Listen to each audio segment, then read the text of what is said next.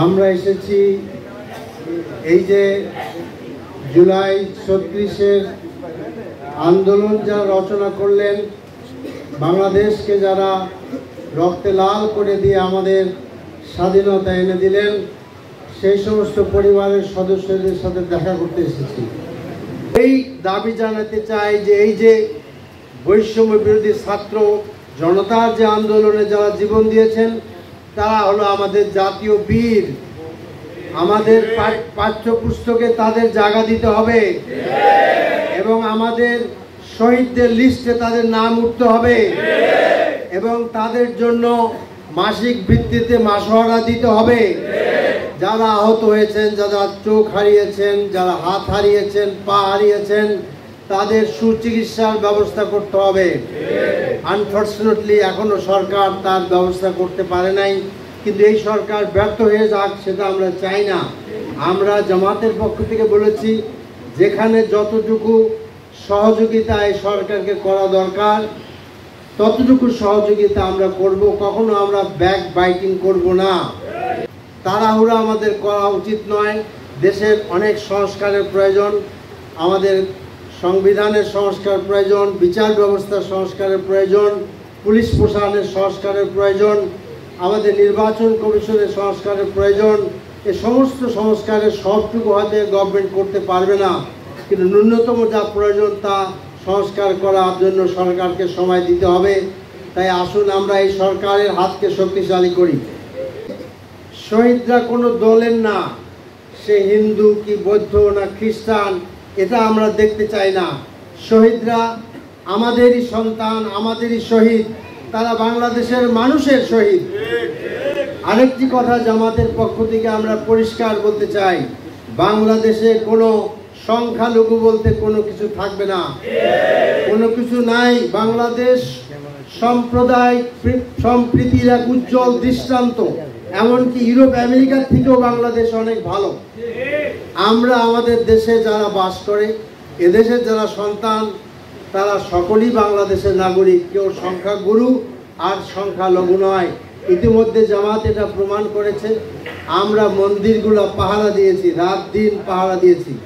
আপনারা দেখেছেন আমাদের ছাত্র শিবিরের ভাইরা, জামাতের ভাইরা মন্দিরের সামনে নামাজ আদায় করেছে।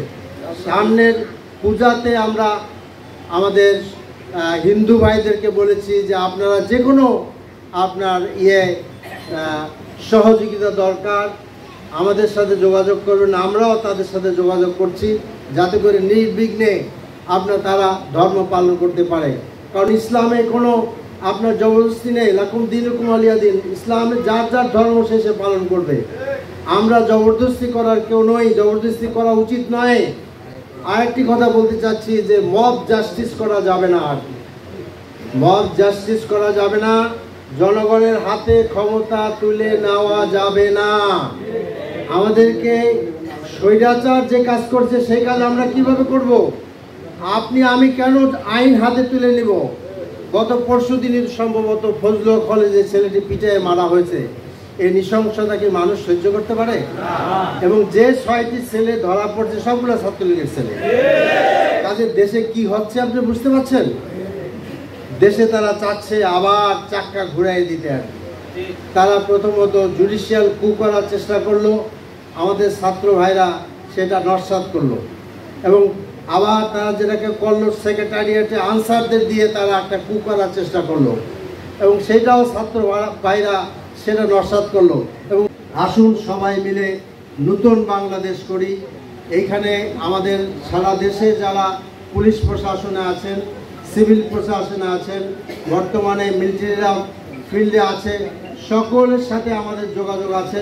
সকলের সাথে আমরা সহযোগিতা করতে চাই। প্রশাসনকে বলতে চাই, রাজবাড়ির প্রশাসনকে, যে আমাদের কেন্দ্রীয় জামাতের দৃষ্টিভঙ্গি হলো আপনাদের সাথে আমরা হাতে হাত মিলে কাজ করতে চাই। আমাদের জামাত শিবিরের কোনো একজন নেতা কর্মী তো দূরের কথা, সাধারণ সমর্থক পর্যন্ত যে অন্যায় কাজ করে আমাদেরকে বলবেন, এরপর আমরা কি করি দেখবেন। আমরা চাই তার উপযুক্ত শাস্তি। কোনো অবস্থাতেই সংগঠন এগুলাকে প্রশ্রয় দিবে না। আমাদের গর্বিত শহীদের ভাই আব্দুল সাত্তারকে প্রতিবন্ধী হয়ে গেছিল। গাবতলী ইংলিশ মিডিয়ায় লেখাপড়া করেন। একটা ছেলে। সম্মানিত সভাপতি নুরুল ইসলাম ভাই, আমাদের দ্বিতীয় বক্তব্যের জন্য এবং আমাদের আর 3 জন হাত পদে নাই, আর আমাদের বলেছিল যে ভাই প্রফিটে বলায় শামসুল ইসলাম আল বরাকি ভাই, প্রফেসর আব্দুল সন্তান শহীদ হয়ে গিয়েছে, যার গুলিতে মাথাটি দ্বিখণ্ড করব। আমরা একটি জানাজার আয়োজন করব। আমাদের নেতৃবৃন্দ শেষ কাজ করে যাচ্ছে। আপনারা যারা এসেছেন সার্বিকভাবে এই কাজের সাথে সহযোগিতা, কিন্তু আমাদের বিজয় এখনো আসেনি। প্রিয় উপস্থিতি, কোনো